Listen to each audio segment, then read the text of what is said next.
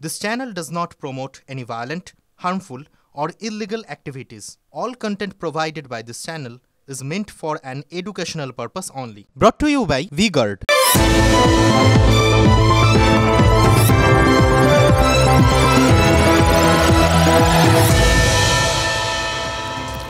বাঙালি কুড়ে, বাঙালি আড্ডাবাজ, বাঙালি রাজনীতি প্রিয়, খালি পলিটিক্স করে, মানে ইন জেনারেল বাঙালিকে যে বিভিন্ন অ্যাঙ্গেলগুলোর থেকে দেখা হয় তার মধ্যে এগুলোই সব থেকে বেশি পপুলার আর কি।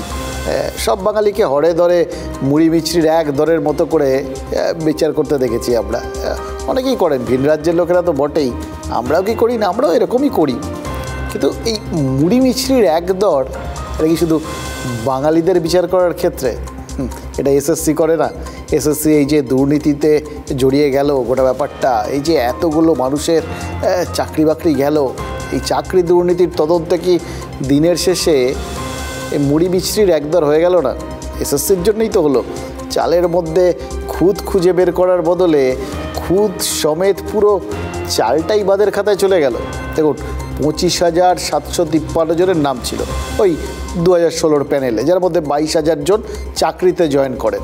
এবার সেই পুরো প্যানেলটা বাতিল, চাকরি গেছে 22,000 জনের। নিঃসন্দেহে যাদের মধ্যে রয়েছেন ওই যারা দুর্নীতি করে চাকরি পেয়েছিলেন তারা, সেই লোকগুলো যারা ওএমআর শিট ফাঁকা রেখে চাকরি পেয়েছেন তারা, যারা ওই মেয়াদোত্তীর্ণ প্যানেলে চাকরি পেয়েছেন, মানে মেয়াদ শেষ হয়ে গেছিলো সেই প্যানেল থেকেও তাদের চাকরি হয়ে গেছে। অসাধারণ অসাধারণ সব ঘটনা ঘটেছে, জানেন তো। আরও আছেন যারা ওই র্যাঙ্ক জাম্প করে চাকরিটা পেয়ে গেছিলেন, অনেক নিচে ছিলেন, হঠাৎ করে এক লাফে ওপরে, লং জাম্প, হাই জাম্প, যেভাবে দেখেন আর কি। এবার তাদের চাকরি তাদের তো গেলই। আর যারা রয়েছেন তারা তো দুর্নীতি করেননি, অর্থাৎ তারা ফাঁকা খাতা জমা দেননি, তারা ঠিকঠাক পরীক্ষা দিয়েছিলেন, নিজেদের যোগ্যতায় চাকরি পেয়েছিলেন, কিন্তু তাদেরও তো চাকরি গেল। দেখুন, হাইকোর্টের ডিভিশন বেঞ্চ কিন্তু খুব পরিষ্কার করে জানিয়ে দিয়েছে, মানে যারা সঠিকভাবে পরীক্ষা দিয়ে চাকরিটা পেয়েছিলেন অর্থাৎ যোগ্য, তাদেরও কিন্তু নতুনভাবে ওই যে ফের একবার প্যানেলটা তৈরি হবে। প্যানেল মানে তৈরি হওয়ার জন্য যে প্রক্রিয়াটা হবে আর কি, নিয়োগ প্রক্রিয়া আবার নতুন করে হবে, নতুন করে পরীক্ষা হবে সোজা বাংলায়, তাতেই অংশগ্রহণ করতে হবে। অর্থাৎ কোনো স্পেশাল ছাড় তারা তো পাবেন না, তাদের তো নতুন করে সেই পরীক্ষায় বসতে হচ্ছে। এবং তার ব্যাখ্যা একটা রয়েছে, খুব পরিষ্কারভাবে ব্যাখ্যা রয়েছে। সেটা কি জানেন তো, যে গোটা বিষয়টায় আদালত কিভাবে বিচার করেছে না, এই যারা পরীক্ষাটা নিয়েছেন এসএসসি তারা নিয়ম মেনে নিয়েছেন কি না, ঠিকভাবে পরীক্ষাটা নিয়েছেন কি না। এবার সেই জায়গাতেই তো তাদের মনে হচ্ছে যে এসএসসি পরীক্ষাটাই সঠিকভাবে নেননি। অর্থাৎ একটা যদি ভুলভাবে নেওয়া পরীক্ষায় কেউ ঠিকভাবে পাশ করেও থাকেন, আদতে তো তিনি একটা ভুল পরীক্ষায় পাশ করেছেন, ফলে সেই পাশ করাটা স্বাভাবিকভাবেই খারিজ হয়ে যাচ্ছে। অর্থাৎ নতুন করে সবাইকে পরীক্ষায় বসতে হবে। হ্যাঁ, পরীক্ষায় বসে, এবং তার মধ্যে কি যাদের বয়সের মধ্যে টপকে যাবে না তারা বসতে পারবেন এই নতুন নিয়োগ প্রক্রিয়ায় পরীক্ষার মধ্যে, এবং তাদের মধ্যে যারা এবার যোগ্য বলে প্রমাণিত হবেন তারা ফের চাকরি পাবেন। এবার ধরে নিলাম যে যারা যোগ্য তাদের মধ্যে অনেকেই হয়তো ফের একবার তারা নিজেদের যোগ্যতার প্রমাণ দিতে পারবেন। যারা দিতে পারবেন না তারা, বা যারা যোগ্যতার প্রমাণ দেবেন তাদেরও তো এই যে মাঝের সময়টা, এই সময়টা প্রাণান্তকর মানসিক চাপ নিয়ে বাঁচতে হবে। সেই চাপটা কি? চাকরি হারানোর চাপ, একদিকে অপমান, আরেকদিকে চাপ, সংসার চালানোর ধাক্কা, এগুলো তো রয়েছে। অনেকের মধ্যে বিয়ে থা করেছেন, অনেকে সংসার রয়েছে, অনেকে অনেকভাবে এই চাকরিটার ওপর নির্ভরশীল। চাকরির উপর তো আমরা অবশ্য সবাই নির্ভরশীল, তাই না? ফলে কোথাও গিয়ে যদি সেই চাকরিটা কিছু দিনের জন্য না থাকুক বা পার্মানেন্টলি না থাকুক, সেটা তো বিরাট ধাক্কা।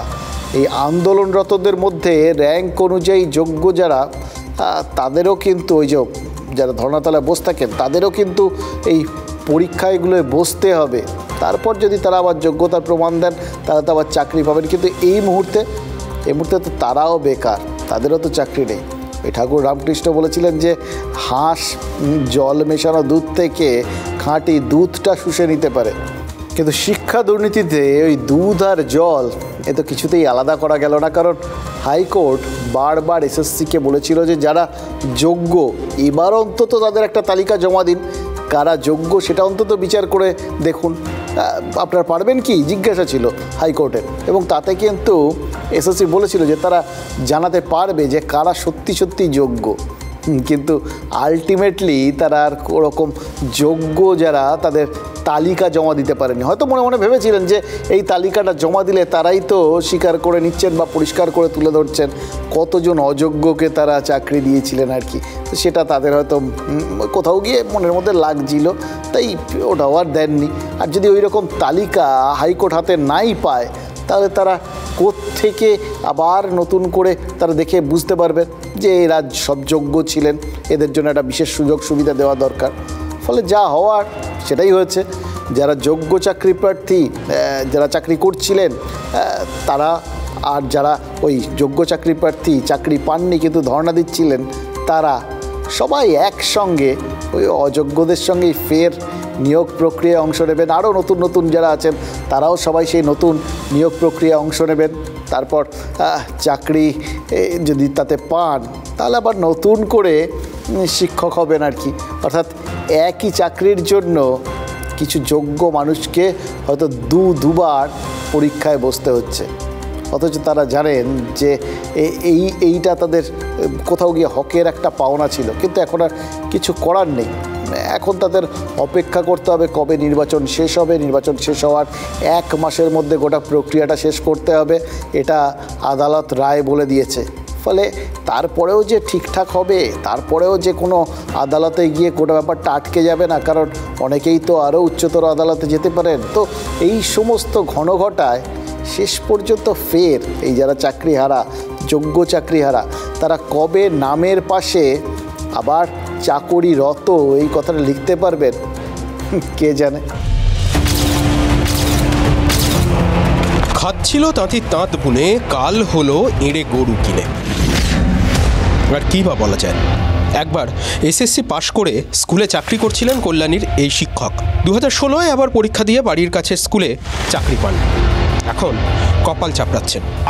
আমরা 2011 সালে এসএসসিতে চাকরি পেয়েছি। আমরা অনেকটা দূরে চাকরি করতাম, তো বাড়ি থেকে 150 কিলোমিটার দূরে ছিলাম। তো বাড়ির কাছে আসার জন্য পুনরায় আবার 2016 সালে চাকরি দিয়েছি, এবং আমাদের পে ফিক্সেশন হয়েছে, সার্ভিস কন্টিনিউশন হয়েছে। এই রায়ের মধ্যে আমাদেরকেও ইনক্লুড করা হয়েছে।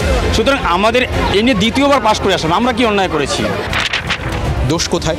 প্রশ্নটা তুলছেন নদিয়ার প্রবীর মজুমদারও। চাকরি করতেন পুলিশে, 11 বছর চাকরি করার পরেও স্কুলে চাকরি করার স্বাদটা যায়নি। 16 নিয়োগ প্রক্রিয়ায় পাশ করে 2018 সালে স্কুলে যোগ দেন। তারপর এই দশা। প্রত্যেকটা মানুষের একটা ইচ্ছা থাকে, মনের সুপ্ত ইচ্ছা হয়। আমি চেষ্টা করতাম, বিভিন্ন ডিউটির মধ্যে অনেক পড়াশোনা করেছি, জানিনি পুলিশের ডিউটি কেমন হতে পারে। ওই চাকরিটা ছেড়ে দিয়ে এই চাকরি জয়েন করলাম। আজকে তো আপনারা দেখতেই পাচ্ছেন, কালকে কোর্টের রায়ের পরে, মহামান্য কোর্টের রায়ের পরে আজকে আমাদের এই অবস্থা। কেন্দ্রের চাকরিতে ডিএ বেশি, তাও কেন্দ্রীয় বিদ্যালয়ের চাকরি ছেড়ে 2016-এ এসএসসিতে বসেছিলেন মেদিনীপুরের বিপ্লব সাউ। শুধুমাত্র বাড়ির কাছে চাকরি করবেন বলে, পরিবারের সঙ্গে থাকবেন বলে। সেন্ট্রাল গভর্নমেন্টের জব পাই হায়দ্রাবাদে, কেবিতে, কেন্দ্রীয় বিদ্যালয়ে। তো আমি ওখানে জব ছেড়ে, আমার যেহেতু বাড়ি এখানে, আমি ওয়েস্ট বেঙ্গলের ছেলে, তাই আমি এখানেই প্রেফার করি যে বাড়ির সামনে থাকবো, আমি ফ্যামিলি সবাইকে নিয়ে থাকতে পারবো বাড়ির কাছে। আমরা তো পথে এসে দাঁড়িয়েছি, ঠিক আছে। আমার ওখানেও জব হারা, এখানেও জব হারা। আমার এজ এখন 35, আমি এরপরে কোন জবে যাব এখন? অসাধুদের জন্য কেন যোগ্যদেরও ভুগতে হবে? প্রশ্ন করছেন চাকরিহারা প্রবীর বিপ্লব। পুলিশের কোনো ছুটি হয় না, তাই 12 মাস ডিউটি করে 14 মাসের বেতন পান পুলিশেরা। আর পুলিশ কর্মীদের মধ্যে যারা মেধাবী অথবা আত্মবিশ্বাসী, তারা অন্য সরকারি চাকরির চেষ্টা চালিয়ে যান। এবারই দিল্লি পুলিশের কনস্টেবল রাম ভজন কুমার চাকরি ছেড়ে ইউপিএসসি ক্লিয়ার করেছেন। আবার ছুটির মোহে অনেকেই পুলিশ বা এই ধরনের পেশাগুলো ছেড়ে শিক্ষকতার দিকে একটুখানি ঝুঁকে পড়েন আর কি। নদিয়ার প্রবীর মজুমদার বলছেন, তিনি স্বপ্নের পেশাকে তাড়া করেছিলেন, সেই পেশায় সুযোগ পেয়ে পুলিশের চাকরি ছেড়েছিলেন। তার ছুটিটা তো আপাতত অনন্ত হয়ে গেল। আইনজীবী ফিরদৌস শামীম বলছেন যে আদালত, রাজ্য সরকার থেকে শুরু করে স্কুল সার্ভিস কমিশন সবাইকে বলেছিলেন এই যোগ্যদের বেছে দিতে, যারা সৎভাবে চাকরি পেয়েছেন তাদের বেছে দিতে, কিন্তু কেউ নাকি কথা শোনেনি। শুধু একটা এসএসসি অসম্পূর্ণ তালিকা জমা দিয়েছিল, কারা যোগ্য সেটা তার মধ্যে কোথাও ছিল না আর কি। অর্থাৎ কারা জালি করে চাকরিটা পেয়েছেন, জালিয়াত, সেটাও বলেনি, যার ফলে কারা যোগ্য সেটাও বলতে পারেনি। কোনো একটা দিক থেকে হলে তো বাকিটা বোঝা যেত যে এতজন জালিয়াতি করে তারা চাকরি পেয়েছেন, তাহলে বোঝা যেত যে এরা সব যোগ্য, এরা যথার্থ। আবার এদিকটা যদি দেওয়া যেত তাহলে বোঝা যেত বাকিরাও যোগ্য। এই ঝুঁকিতে না গিয়ে এই বললাম, সেই জন্যই বোধহয় একটা অসম্পূর্ণ তালিকা জমা পড়েছে এবং তার ফলে কত মানুষের স্বপ্নভঙ্গ হলো, বুঝতে পারলেন তো? এসএসসির দোষে আজকে পথে বসতে বাধ্য হয়েছে। সুপ্রিম কোর্টে একরকম হলফনামা দিচ্ছে, একক বেঞ্চে একরকম হলফনামা দিচ্ছে, আবার এখানে কি করছে ডিভিশন বেঞ্চে আলাদা হলফনামা দিচ্ছে। এটা সরকারের পুরো সদিচ্ছার অভাব হয়েছে, যাতে সবাইকে পথে বসতে হয়। এটা কি হচ্ছে সরকারের? এইটা আমরা কি মানবিক মুখ্যমন্ত্রী দেখতে পাচ্ছি, নির্লজ্জ মুখ্যমন্ত্রী। তারা চাইলে যে কোনো রেকমেন্ডেশন লেটার উইথড্র বা ক্যান্সেল করতে পারেন, রুলসে নির্দিষ্টভাবে বলা আছে, কেন ইনভক করেননি? আজকে ইন্টারভিউ দিয়ে বলছেন যে 5,000 জনের জন্য বাকি জনের কেন চাকরি যাবে।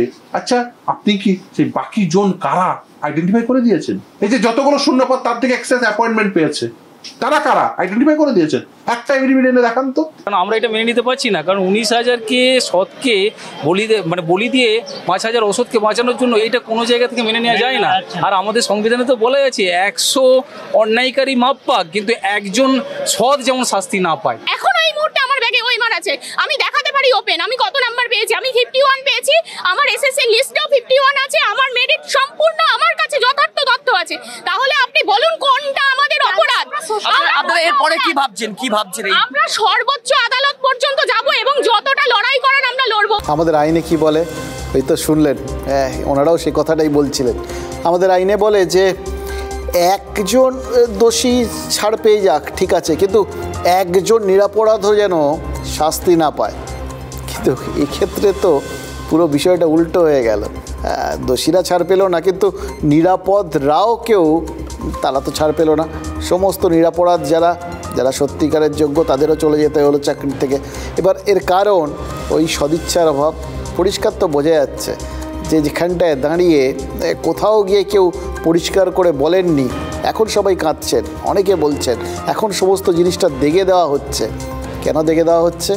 কোথাও গিয়ে একটা কারণ আমি বুঝতে পেরেছি, জানেন তো, যে কেন এই গোটা বিষয়টা ঘটলো তার কারণ হচ্ছে যে এত বড় একটা দুর্নীতি হয়েছে, এটা তো পরিষ্কার বোঝা গেছিলো, কিন্তু সেই দুর্নীতি তো কারুর ওপর চাপাতে হবে।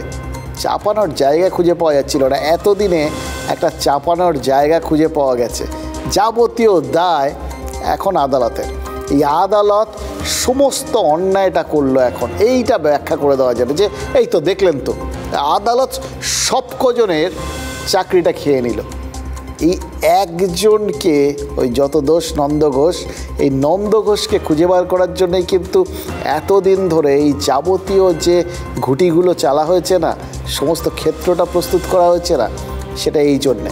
খেয়াল করে দেখুন, এই যখন ওই অসংখ্য মানুষ আবাসের জন্য যে টাকা এসেছিল সেই টাকা পাননি, বা সেই টাকা অন্য কেউ পেয়ে গেছেন, আবাসের যাদের ছাদহীন তাদের জন্য টাকা এসেছিল, সেই টাকায় অট্টালিকা তুলে ফেলেছেন কেউ 100 দিনের টাকা একজনের বদলে অন্যজনের অ্যাকাউন্টে ঢুকেছে। এরকম হরেক রকম দুর্নীতি হয়েছিল। অথচ তার ফল কী হয়েছিল? আলটিমেটলি যখন সেগুলোর হিসেব পাওয়া যাচ্ছে না বলে কেন্দ্র টাকা দেওয়াটা বন্ধ করলো, ঠিক তক্ষুনি এই প্রচারটা শুরু করা গেল যে বঞ্চনার বিষয় ছিল এর মধ্যে, কেন্দ্র বঞ্চনা করছে, এখানকার মানুষকে বঞ্চনা করছে, তার জন্যে সাধারণ মানুষদের ক্ষতি হচ্ছে। এই প্রচারটা কিন্তু কাজে দেয়, কারণ মানুষ ওই আলটিমেট জিনিসটা দেখে এবং মানুষ একজনকে খোঁজে যে দায়ী। এক্ষেত্রে কেন্দ্র দায়ী হয়ে গেছিল।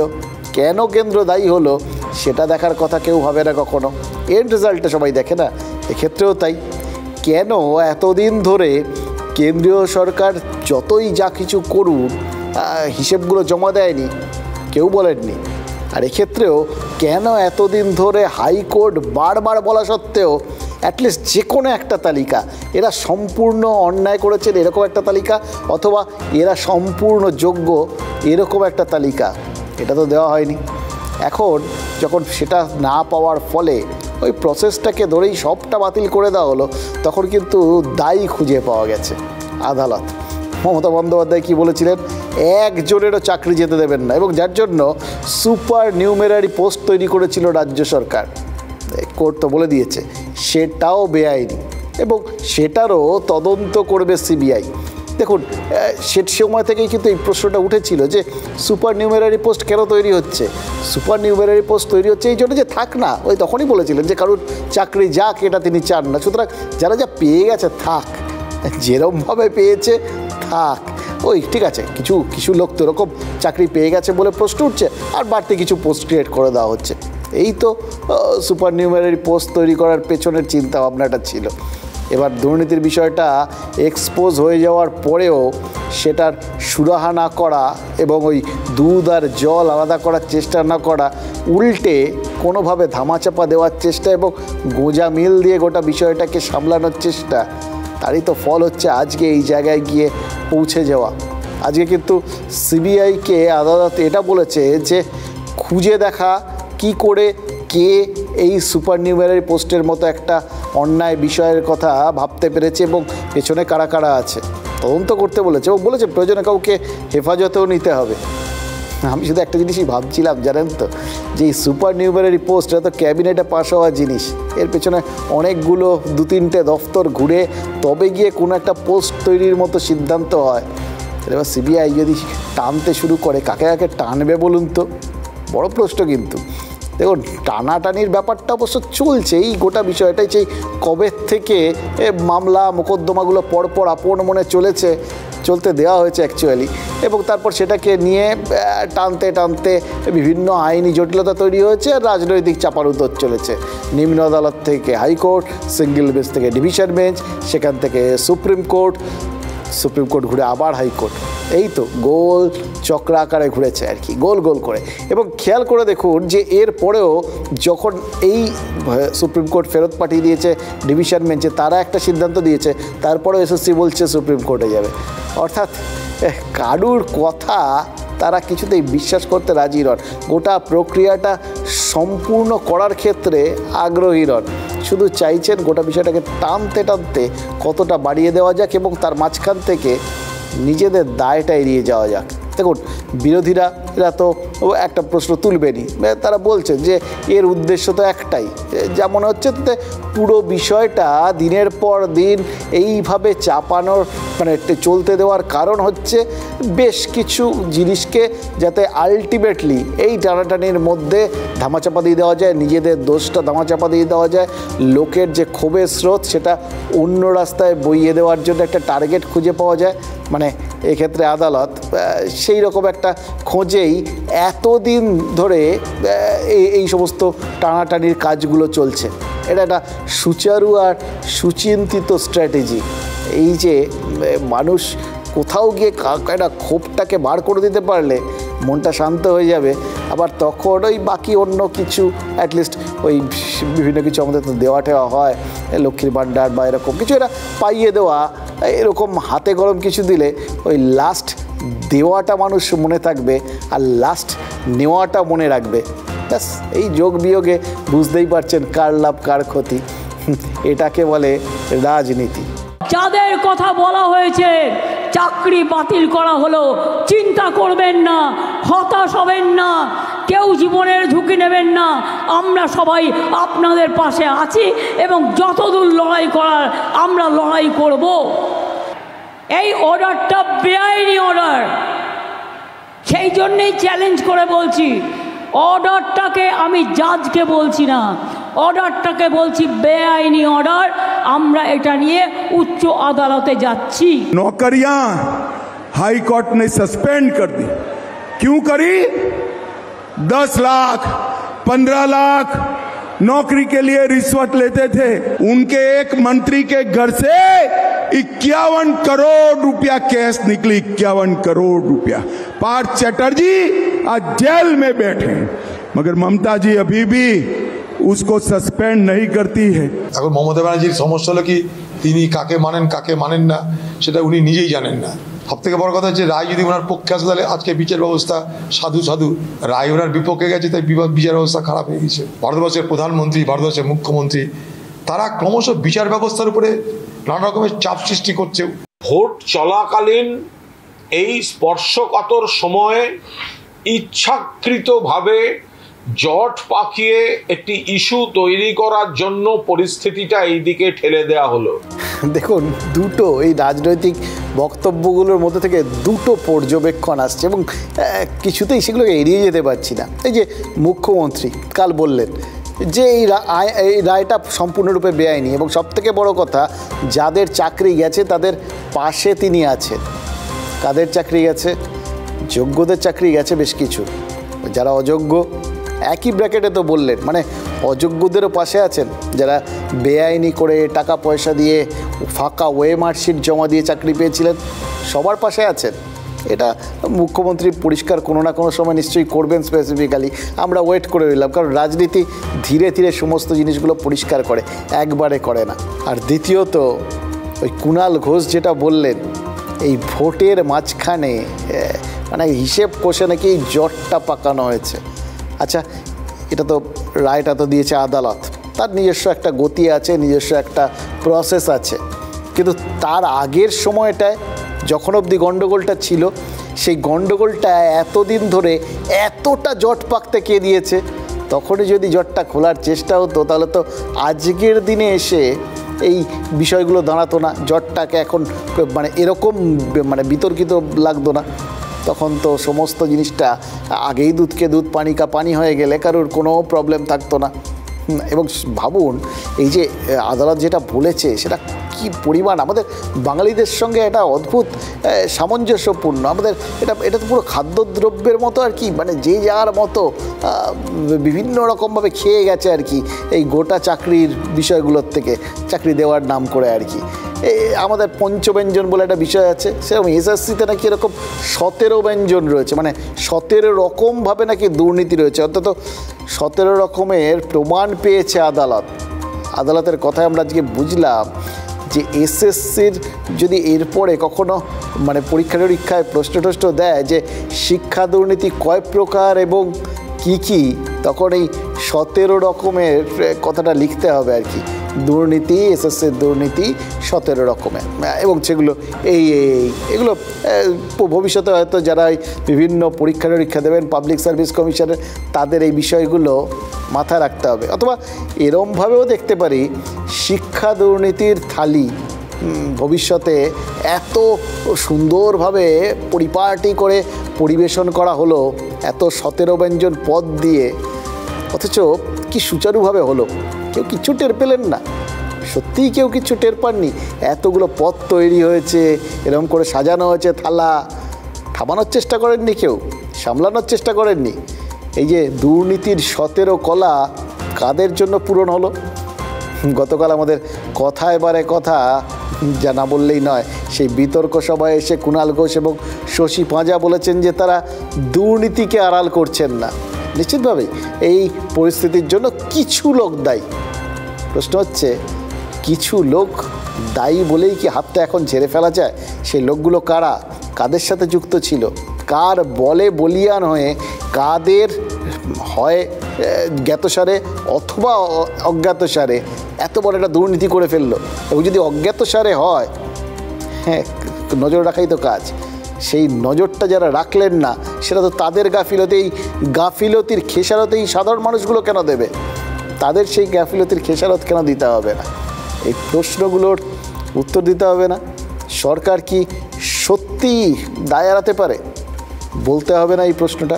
দাঁড়িয়ে বলছি, যা হয়েছে যারাই করে থাকুক অন্যায় করেছে। ধর্নায় যদি এই ছেলে মেয়েগুলি বসে থাকে, কর্মপ্রার্থীরা, আজকে বলেছি গরমকালে কাঠফাটা রোদ্দুরে যদি বসে থাকে, পার্থ চট্টোপাধ্যায়কেও জেলের মধ্যে সেলে না রেখে দুপুরবেলা খোলা মাঠে বসিয়ে রাখা উচিত। আর কি বলবো? তো বলতে পারি, আমি একজন রাজ্যের মন্ত্রী যখন, নিশ্চয়ই আমার মুখ্যমন্ত্রী কিংবা আমার নেতৃত্ব দুর্নীতি করার জন্যে কোনো রকমই আমাদেরকে উপদেশও দেননি, আদেশও দেননি, আর নির্দেশও দেননি। সত্যি কেউ কাউকে কোনো নির্দেশ দেননি। আমরা শুধু শুনলাম যে এখানে শশী পাঁজা তিনি তাদের কোনো নির্দেশ পাননি, তারা দুর্নীতির সঙ্গে থাকার কোনো নির্দেশ পাননি, কিন্তু আমরাও বিশ্বাস করি সরকার দুর্নীতির সঙ্গে থাকে না।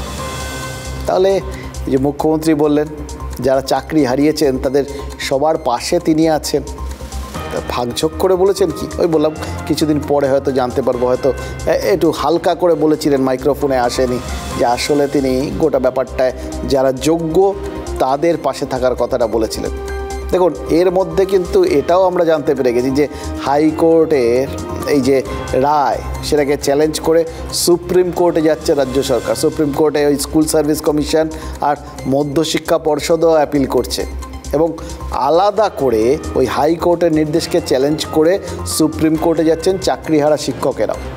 এদের বিষয়টা বুঝি, সত্যিই তো যারা যোগ্য শিক্ষক, যারা দেখেছেন যে তারা পরীক্ষা দিয়েছেন, যা তারা পেয়েছিলেন তার মধ্যে কোনো দুর্নীতি নেই, কাউকে টাকা পয়সা দেননি, বরঞ্চ পড়াশুনো করেছেন, যে তাতে চাকরি পেয়েছেন, যোগ্যতামান পার করেছেন, সেই চাকরিটা একদিন হট করে চলে গেল, সেটা তো তাদের গায়ে লাগবেই। তাদের সুপ্রিম কোর্টে যাওয়ার একটা যৌক্তিকতা পাই।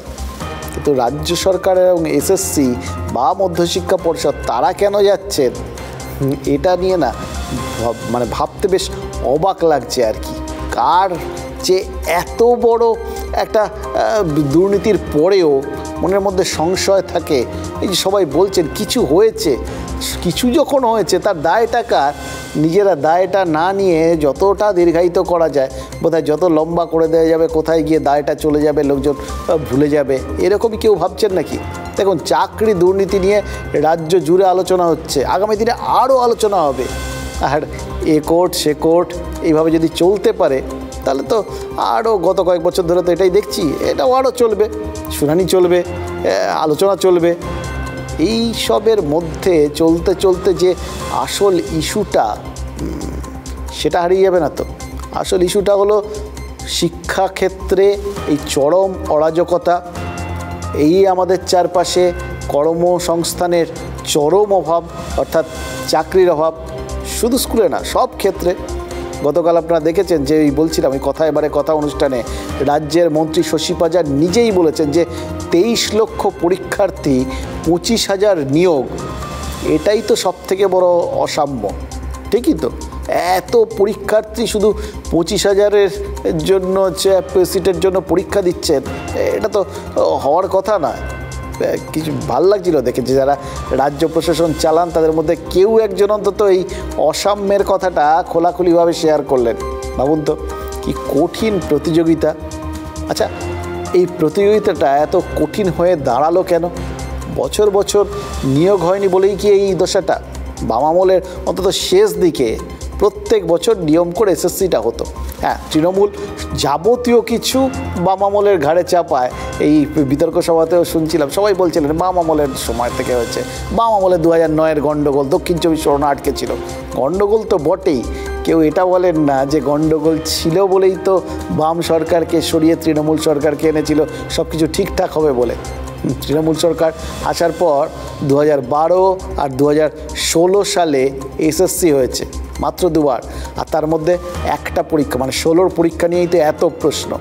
13 বছরে প্রাথমিকের টেট হয়েছে 4বার, নিয়োগ হয়েছে শুধুমাত্র 2014 টেটে, 2017 টেটে এখনও চাকরি হয়নি, 2022, 2023 কোনো টেটেই এখনও একটা নিয়োগও হয়নি। 2015 সালে একাদশ দ্বাদশের শিক্ষকের জন্য যে পরীক্ষা হয়েছিল তাতেও এখনও একজনের চাকরি হয়নি।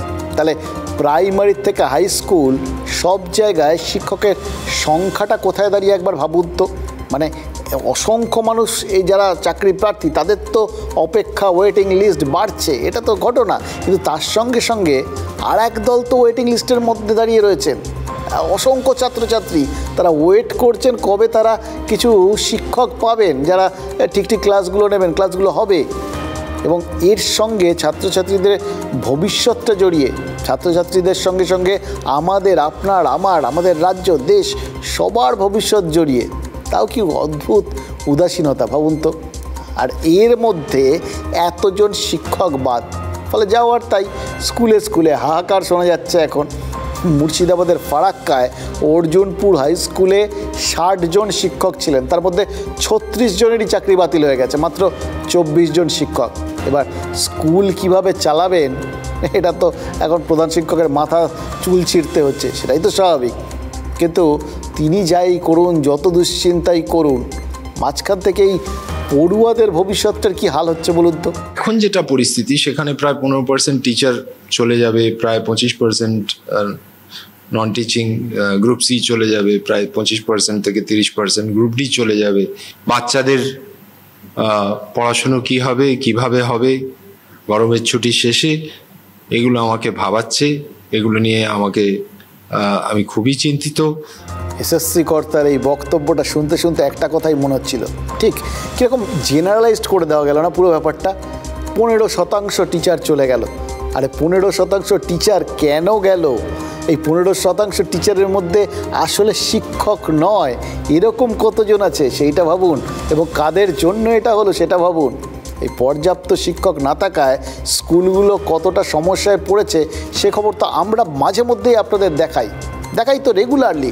কোথাও অসংখ্য জায়গা রয়েছে যেখানে ছাত্রছাত্রী আছে একজন টিচার, অথবা কোথাও একজন টিচারও নেই, স্বেচ্ছাশ্রম দিচ্ছেন কেউ, কোথাও মাস্টারমশাই তিনি রিটায়ার করে গেছেন, তারপরেও এসে ক্লাস নিয়ে যাচ্ছেন শুধু এই তাগিদে ছেলেমেয়েগুলো যাতে একটু কিছু শেখে, ক্লাসটা হয়। আজ এটা টাটকা ঘটনা আপনাদের দেখাই। বীরভূমের রাজনগর উচ্চ বিদ্যালয়ের ভারপ্রাপ্ত প্রধান শিক্ষক একটা নোটিশ দিয়েছেন জানেন তো। স্কুলে রাষ্ট্রবিজ্ঞান মানে পলিটিক্যাল সায়েন্স আর এডুকেশন শিক্ষাবিজ্ঞান এটা পড়ানোর কোনো শিক্ষক নেই, অথচ এই দুটো বিষয় পড়ানোর অনুমতি রয়েছে, ছাত্রছাত্রীরা পড়তে চায়। তাই প্রধান শিক্ষক এই নোটিশটা দিয়েছেন আর তাতে লিখেছেন যে এই দুটো সাবজেক্ট নিয়ে পড়ুয়াদের আগ্রহ রয়েছে, তারা পড়তে চান, কিন্তু পড়ানোর কেউ নেই। তাই গ্রামের কেউ যদি স্বেচ্ছায় পড়াতে এগিয়ে আসেন তাহলে একটা সুরাহা হয়। গ্রামের কেউ মানে বাইরের থেকে আর যে সাহায্য আসবে সরকার, শিক্ষা দপ্তর, এই ভরসা ছেড়ে দিয়েছেন। এখন সাধারণ মানুষই ভরসা।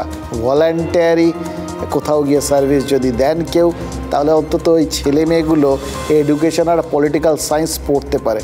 ভাবুন তো একজন মাস্টারমশাই কতটা অসহায় হলে এইভাবে লেখেন।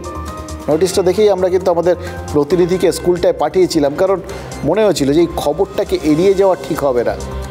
রাজ্যের প্রত্যেকটা ছাত্র ছাত্রী, প্রত্যেকটা মানুষের কাছে আমাদের তো একটা কী বলবো দায়বদ্ধতা আছে। আমরা এই খবর করি, সেই খবরটা তুলে ধরি, এর মাধ্যমে যদি অন্তত কোনোভাবে ওই স্কুলটাতে, অনেক জায়গায় তো অনেক বেশি টিচার রয়েছেন, হয়তো 5 জন ছাত্র, সেটাও দেখিয়েছি আপনাদের, 12 জন টিচার রয়েছেন।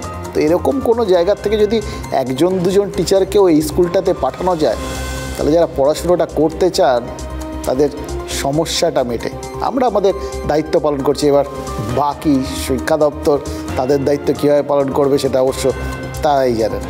বছর 3-4 থেকে তো আমি দেখছি, বছর 3 থেকে তো নাই। মাস্টার পার্টির লোকেরাই দায়িত্ব দিয়েছে মাস্টারদিকে। মানে কি বলবো, আমার ছেলে টেলে সবাই তো রয়েছে, ওই সারাদিন তো খেলেই বেড়াচ্ছে। হ্যাঁ, আর মানে এখন আর উপর দিকে উঠতে পারছে না, মানে খেলাতে বেশি নেশা হয়ে গেছে। এখানে যারা আসবেন তারা কতখানি স্বনির্ভর এবং তাদের সত্যি সত্যি সে ধরনের মানসিকতা আসে কি না, তাদের যে প্রেক্ষাপট যেটা সামাজিক বা আর্থিক, সেটাও যাঞ্চ করার দরকার আছে। সাবজেক্ট ধরুন মানে ছেলেদের থাকে, অথচ যদি টিচার না থাকে তাহলে তো একটু সমস্যা হবেই, এবং সেই সমস্যাটা সমাধান করাই তো আমার প্রতিষ্ঠান প্রধান হিসাবে আমার মানে কর্তব্য। ডক্টর শশী পাজা অসাম্যের কথা বলছিলেন, এটাও কি অসাম্য নয়? আরেকটা অসাম্যের উদাহরণ দিই তাহলে। গত মাসে 16 আর 17 মার্চ খাদ্য দপ্তরের সাব ইন্সপেক্টর পদে নিয়োগের পরীক্ষা হয়েছিল। 480টা পদ ছিল, প্রায় 12 লক্ষ পরীক্ষার্থী, মানে পদ পিছু 25,000 পরীক্ষার্থী। যারা এই অসম লড়াইটা জিততে তবে চাকরি পাবেন এই ভেবে, এবং সেটার জন্য তারা লড়াই করছেন, যারা পরীক্ষা দিয়েছিলেন না তাদের কিন্তু কুর্নিশ জানাতে হচ্ছে। কিন্তু লড়াই কি এই একটাই?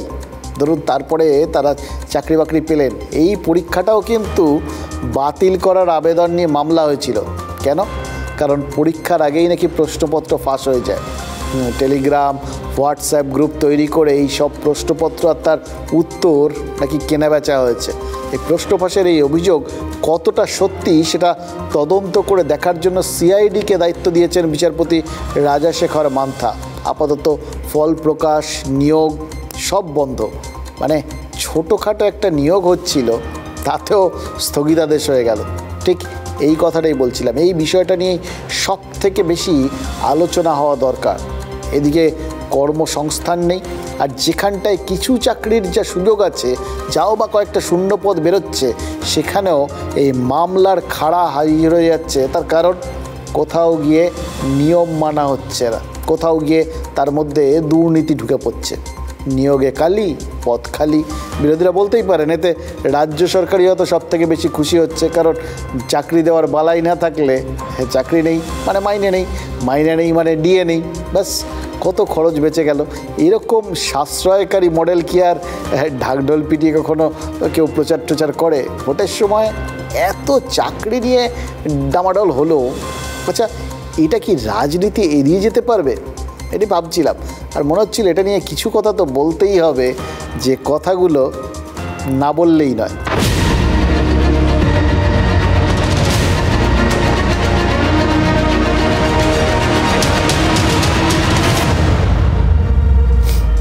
এই গোটা বিষয়টা বোঝার চেষ্টা করছিলাম, কারা ক্ষতিগ্রস্ত, তা কিভাবে তারা ফের চাকরি পেতে পারেন অথবা পাবেন না, এগুলো তো এতক্ষণ ধরে আলোচনা করছিলাম। মেন পয়েন্ট একটাই ছিল, কারা কারা চাকরি হারালেন, এর মধ্যে কজন যোগ্য কজন অযোগ্য, যোগ্যরা আলাদাভাবে আবার শিক্ষকতা করার ক্ষেত্রে যে পরীক্ষা হবে সেটাতে কোনো বাড়তি সুযোগ পাবেন কিনা, এবং এই পরীক্ষাটা কবে হবে, এই কটাই তো বেসিক প্রশ্ন। কিন্তু এর বাইরেও অনেকগুলো জিনিস আছে যেটা নিয়ে বরঞ্চ রাজনীতিকরা এখন মানে মাথা ঘামাতে অনেক বেশি আগ্রহী। এই যে 22,000 শিক্ষক শিক্ষিকার চাকরি বাতিল হলো, এর প্রভাব ভোটে কতটা পড়বে এটা নিয়ে কিন্তু তারা ক্যালকুলেটর নিয়ে বসে গেছেন। আমি নিশ্চিত এই উত্তরটা দুভাবে খুঁজতে হবে, জানেন তো।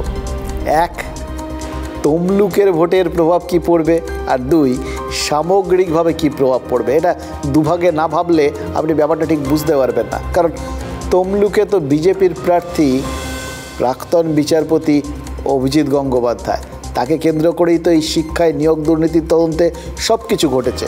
বিচারপতির চেয়ারে বসে একের পর এক সিবিআই তদন্তের নির্দেশ দিয়েছেন। তৃণমূল তখন বলেছিল যে সব নির্দেশ রাজনৈতিক উদ্দেশ্য প্রণোদিত, শাসক দল এসব বলে নিশ্চিন্ত হয়ে বসেছিল, এবং তাদের বেশ গলার জোর বেড়ে গেছিলো যখন প্রাক্তন বিচারপতি অভিজিৎ গঙ্গোপাধ্যায় সরাসরি ওই বিচারপতির চেয়ার থেকে নেমে এসে প্রার্থী হয়ে যান আর কি, বিচারপতি টু ভোটপ্রার্থী।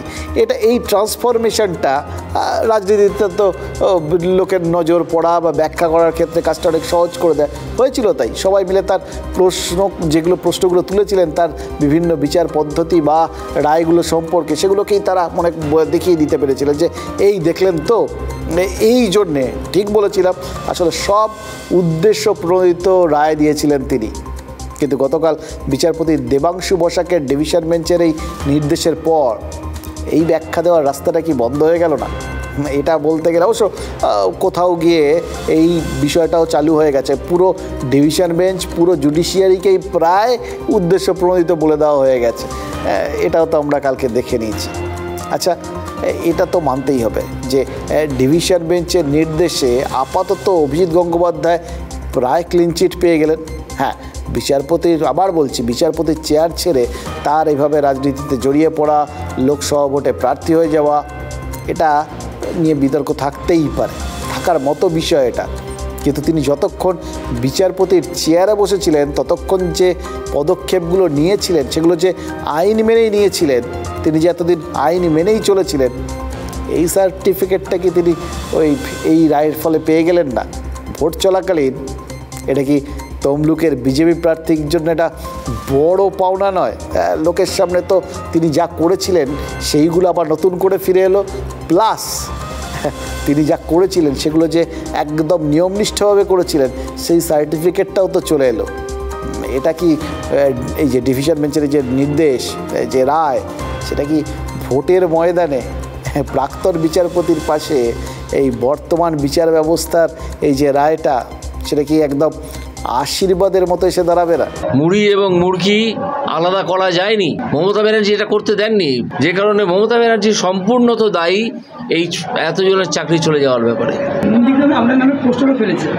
কি পোস্টার আমি জানি না, ফেলেছে কি আছে, পোস্টার তো দিতেই পারে, যা খুশি লিখতে পারে, তাতে আমার কিছু যাচ্ছে আসছে না, মানুষ বুঝে নেবে।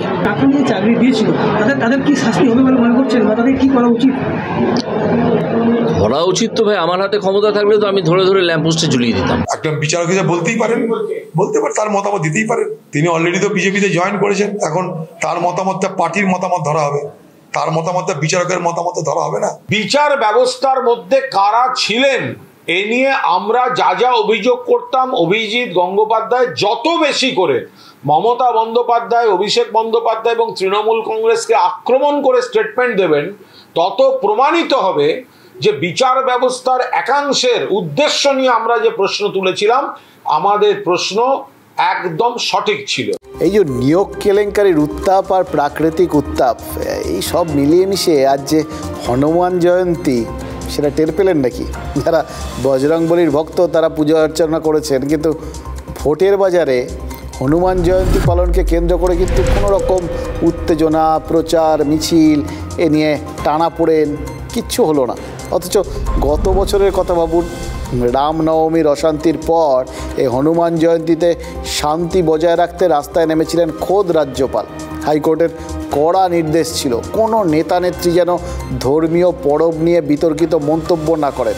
অথচ এবার দেখুন, হাইকোর্টকে কোনো নির্দেশ দিতে হয়নি। তার আগে অবশ্য যা অন্য নির্দেশ যা দিয়েছে তার জেরেই সবাই কুপকাত হয়ে গেছেন, কিন্তু এক্ষেত্রে অন্তত কোনো নির্দেশ দিতে হয়নি। তবে হ্যাঁ, কোথাও গিয়ে মনে হচ্ছিল যে রামনবমী নিয়ে ব্যাপারটা এমন জায়গায় চলে গেছে, ফলে হনুমান জয়ন্তী নিয়ে অতটা কিছু করার আগ্রহ বোধহয় কেউ পাননি, কারণ এখনও তার রেসটা চলছে। এই আজকেই রামনবমী নিয়ে তাৎপর্যপূর্ণ পর্যবেক্ষণ দিয়েছে হাইকোর্টের প্রধান বিচারপতি। দারুণ একটা অন্যরকম চিন্তাভাবনা। রামনবমীতে মুর্শিদাবাদের রেজিনগরে বিক্ষিপ্ত অশান্তি হয়েছিল, তাতে এনআইএ তদন্ত চেয়ে হাইকোর্টে মামলা হয়েছিল। আজ প্রধান বিচারপতি শিবজ্ঞানম বলেছেন যে তিনি নির্বাচন কমিশনকে বলবেন বহরমপুরের নির্বাচন যেন পিছিয়ে দেওয়া হয়, যেখানে মানুষ 8 ঘন্টা শান্তিপূর্ণভাবে নিজেদের উৎসব পালন করতে পারেন না, সেখানে এই মুহূর্তে ভোটের প্রয়োজন নেই। দেখুন, পর্যবেক্ষণ মানেই রায় নয়। সত্যি নির্বাচন পিছিয়ে যাবে কিনা, সেটা হবে কি হয় না, নির্বাচন কমিশনের ওপরে এইগুলোর কোনো প্রভাব থাকে কি না, সেগুলো তো হাইকোর্টের পরবর্তী পদক্ষেপের ওপর নির্ভর করবে। কিন্তু আজকে এই তারিখে দাঁড়িয়ে এই পর্যবেক্ষণটা একটা চমৎকার দিক খুলে দিল না? এইটা রাজনৈতিক মহল কীভাবে মেনে নেবে?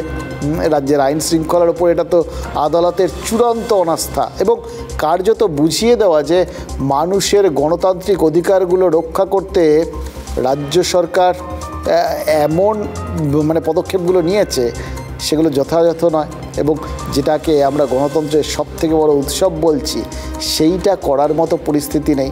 এটাই তো আলটিমেটলি এটাই তো দাঁড়ায়, ভোট নেওয়ার মতো পরিস্থিতি নেই। 8 ঘন্টা ঠিকভাবে থাকে না, ভোটের এরকম এত বড় একটা কর্মযজ্ঞ কীভাবে অনুষ্ঠিত হবে? এতে কিন্তু শাসক দল খুশি হবে না। আবার কি এটার বিরুদ্ধেও বিভিন্ন পর্যবেক্ষণ দেখা দেবে? হওয়াটাই স্বাভাবিক। সব যদি এগেনস্টে যায় কার ভাল লাগে বলুন তো? কিন্তু বিরোধীরা তারা খুশি হবে কি, বিশেষ করে এই পরিস্থিতিতে দাঁড়িয়ে? খেয়াল করে দেখুন, বহরমপুর অধীর চৌধুরীর নির্বাচনী ক্ষেত্র। প্রথম দফার ভোটের দিন অধীর চৌধুরী স্বীকার করে নিয়েছিলেন যে কোচবিহারে তাদের কোনো সংগঠন নেই, কিন্তু বহরমপুর নিয়ে তো তিনি আশাবাদী। কংগ্রেসও আশা করে রয়েছে যে বহরমপুরটা অ্যাটলিস্ট অধীর চৌধুরীর কল্যাণে তারা পাবে। এই পরিস্থিতিতে হাইকোর্ট যদি বলে ভোট আপাতত না করতে বা পিছিয়ে দিতে, অধীর চৌধুরী কি খুব খুশি হবে? আর তার উপর বহরমপুর বিধানসভায় এবার বিজেপি জিতেছে, তার মানে তারাও একটা তাদের মধ্যে একটা আশা আকাঙ্ক্ষা এগুলো তৈরি হতে শুরু করেছে। ভোট পিছিয়ে যাক তারাও তো নিশ্চয়ই চাইবে না, কারণ এই টেম্পো ধরে রাখাটা খুব মুশকিল। ওই একটা ভোট আলাদা করে হলে সেটার তো আবার অন্যরকম টেম্পো তৈরি হয়ে যায়। বরঞ্চ দেখা যাচ্ছে একটা জায়গায় জানেন তো, যে বহরমপুরে ভোটটা যদি পিছিয়ে যায় তাহলে শাসক তৃণমূলেরই একমাত্র শোকতাপ করার কোনো বিষয় নেই। প্রাক্তন ক্রিকেট তারকা ইউসুফ পাঠানকে সেখানে প্রার্থী করা হয়েছে, কিন্তু আসনটা তো তৃণমূলের জেতা নয়, হারানোর কিছু নেই। এমনকি দলীয় কেউ, স্থানীয় কেউ প্রার্থী হলে ভোট পিছলে যে তার বিভিন্ন রকম নেতিবাচক প্রভাব দলের মধ্যে পড়তে পারত, সেটাও পড়বে না।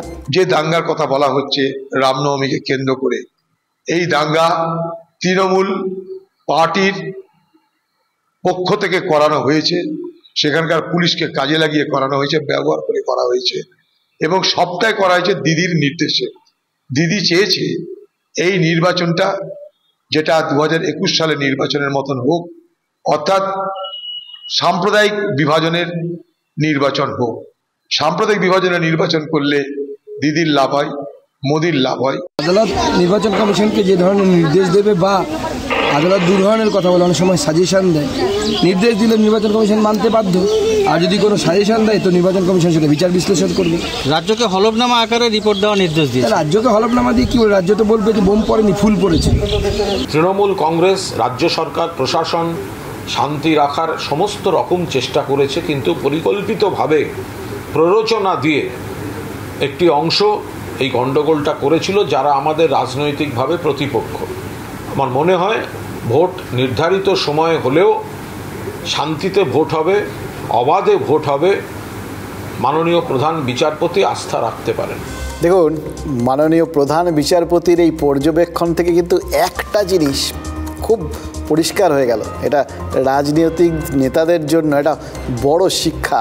এই রামনবমীর মতো একটা ধর্মীয় অনুষ্ঠানকে সেটাকে যে একটা রাজনৈতিক ইস্যু হয়ে দাঁড়িয়েছিল, সেটাও তো এই রাজনীতিকদের কল্যাণে, কিছুই তো ছাড়েন না তারা। তাই রামও এখন রাজনৈতিক ইস্যু, কিন্তু এইভাবে সমস্ত জিনিসকে রাজনৈতিক ইস্যু করে নিলে এবং নিজেদের মতো করে সেটাকে উৎসব করলে আর কি, রাজনৈতিক উৎসব তো অন্যরকম হয়, তাতে যে ফল কি হতে পারে। এবার যদি বারবার আদালত এইরকম পর্যবেক্ষণ দিতে শুরু করে তাহলে কিন্তু সাড়ে সর্বনাশ। সবাই যদি ওই চাকরি প্রার্থীদের মতো নেতাদেরও যদি ওয়েটিং লিস্টে দাঁড়াতে হয়, তাহলে কিন্তু তাদের ধৈর্য আপনার আমার থেকে কিন্তু অনেক কম। এই যে মাঝে মধ্যে ধমক দেন না, সেটা ওই জন্য, এটা মাঝে মধ্যে বোধহয় তাদের জন্য একটু দরকার, ধৈর্য বাড়ানোর জন্য। কিন্তু রাম যদি বুমেরাং হয়ে যায়, মানে এমনিতে ঘটনা তো, রাম কি কারুর একার নাকি? বিজেপিতে যদি রাম থাকে তাহলে কি অন্য কারুর রাম নেই? করেকে জয় শ্রীরাম বলছেন তো তৃণমূলেরও, দেব বলেছেন স্বয়ং জয় শ্রীরাম। কিন্তু এখন মমতা বন্দ্যোপাধ্যায়ের হাতেও কিন্তু একজন পাকাপোক্ত রাম রয়েছেন, ঠিক মমতা বন্দ্যোপাধ্যায়ের হাতে নয়, পুলিশের হাতে, তো তিনি তো পুলিশ মন্ত্রী। আর যে সে রাম নয়, একেবারে রাজারাম রেগে, শিবসেনার প্রাক্তন কর্মী। তিনি নাকি 18ই এপ্রিল কলকাতায় এসে অভিষেক বন্দ্যোপাধ্যায়ের বাড়ির আশপাশটা রেকি করেছিলেন, ভিডিও তুলেছিলেন। 20 এপ্রিল ফিরে যান। এবার অভিষেকের ব্যক্তিগত সচিবকে ভয়েস ওভার ইন্টারনেট প্রোটোকলের মাধ্যমে কলও করেছিলেন। কলকাতা পুলিশকে রাজারাম রেগেকে ওই মুম্বাইয়ের মাহিম থেকে গ্রেপ্তার করে আনতে হয়েছে। সেই মাহিম 2006 সালে এই মাহিমের সমুদ্রের জলটা হঠাৎ মিষ্টি হয়ে গেছিল। এবার মাহিম থেকে রাজ্য পুলিশ যাকে ধরে আনলো, তাকে কিন্তু তৃণমূলের এই ভোটের পাতে মিষ্টি বললে বাড়িয়ে বলা হয় না। আর মমতা বন্দ্যোপাধ্যায় বিলক্ষণ জানেন যে এই মিষ্টিকে কীভাবে থালায় সাজিয়ে ভোটারদের কাছে পরিবেশন করতে হয়। নির্বাচন চলাকালীন বিজেপির এক গদ্দার বললেন বোমা ফাটাবো। আরে বোমা ফাটিয়ে মমতা ব্যানার্জির ওপর রাগ হয়তো মেরে দেয়। অভিষেককেও তো খুন করতে গেছিলি, ধরে ফেলেছিলাম আমরা। কিভাবে করেছিলি? তার বাড়ি পর্যন্ত রেকি করেছে, ফেস টাইমে ফোন করেছে, আপকা সাথ বাত করনে চাতি হু বলে সময় দিলেই গুলি করে দিয়ে পালিয়ে যেত। এরা চায় যারা ওদের বিরুদ্ধে কথা বলে তাদের মেরে দাও, তাদের জেলে ভরে দাও, তাদের পৃথিবী থেকে সরিয়ে দাও। শুনলেন তো, শুভেন্দু অধিকারী গত সপ্তাহ থেকেই বলে আসছিলেন যে বোমা ফাটবে, আর এতে একদম নাকি সরকার বেসামাল হয়ে যাবে। এবার শুভেন্দু অধিকারী নিশ্চয়ই নিয়োগ দুর্নীতি মামলার রায় নিয়ে হুঁশিয়ার দিচ্ছিলেন, অথবা অন্য কিছুও হতে পারে, আমরা জানি না। স্পষ্ট করে তো কিছুই বলেননি। এই যে না বলা কথা, এই যে স্পষ্ট করে না বলার রাজনৈতিক টেন্ডেন্সি, এতে তো একটা ফাঁক থাকে। সেখানেই সেই ফাঁকটাতেই সুকৌশলে রাজারামকে বসিয়ে দিয়েছেন মমতা বন্দ্যোপাধ্যায়। এবার রাজারাম কী উদ্দেশ্যে অভিষেকের কাছাকাছি পৌঁছতে চেয়েছিলেন তা এখনও জেরা করে সেভাবে বার করেছে কিনা আমরা জানি না। পুলিশ অন্তত এখনও জানতে পারলো সেটা প্রকাশ করেনি। আর এই রাজারাম আবার যে সে লোক নয়, এই মুম্বাইয়ে সন্ত্রাসবাদী হামলার অন্যতম সন্দেহভাজন। তাহলে রাজারাম রেগে জেলের বাইরে কেন এতদিনও? মুম্বাই হামলার তদন্তের ফাইল খতিয়ে দেখে আমাদের প্রতিনিধি জানতে পেরেছেন যে রাজারাম রেগে ওই মামলায় সাক্ষী হয়েছিলেন। তিনি তখন শিবসেনার কর্মী ছিলেন, আর লস্করে তৈবার টার্গেট ছিল বালাসাহেব ঠাকরে। শিবসেনা ভবনের সামনে রাজারাম রেগের সঙ্গে দেখা করেন অন্যতম অভিযুক্ত ডেভিড হেডলি। রাজারামকে মহারাষ্ট্রে 10,000 কোটির প্রকল্পের টোপ দেওয়া হয়। ইউরোপ আর কানাডায় শিবসেনার সংগঠন বিস্তারে সহযোগিতার আশ্বাসও দেন Hadlee.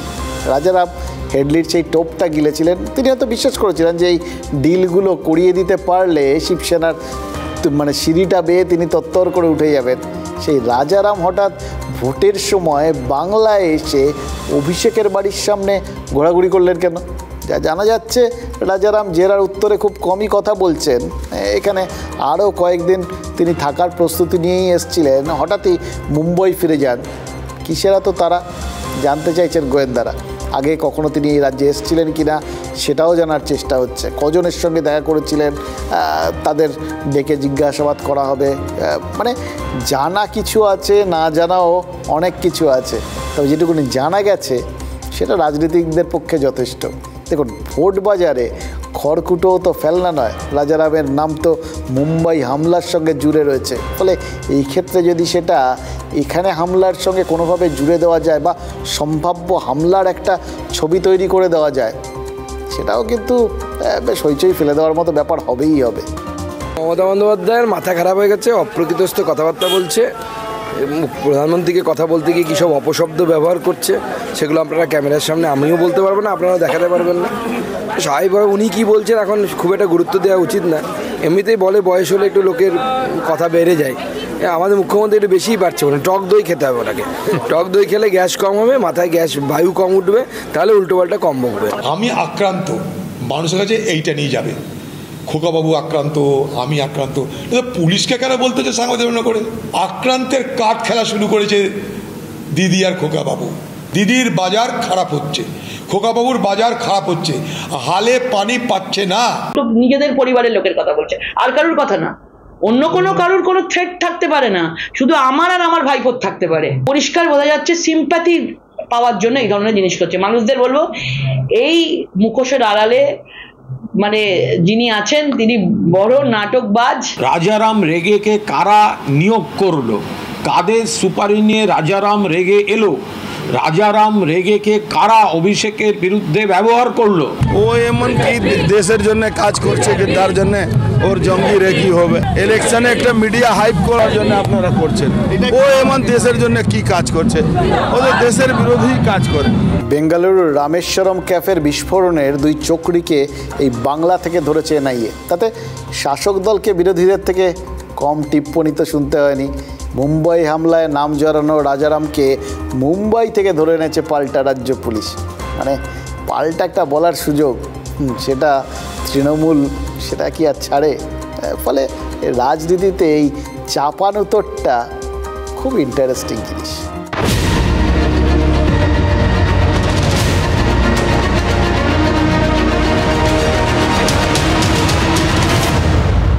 Brought to you by V-Guard.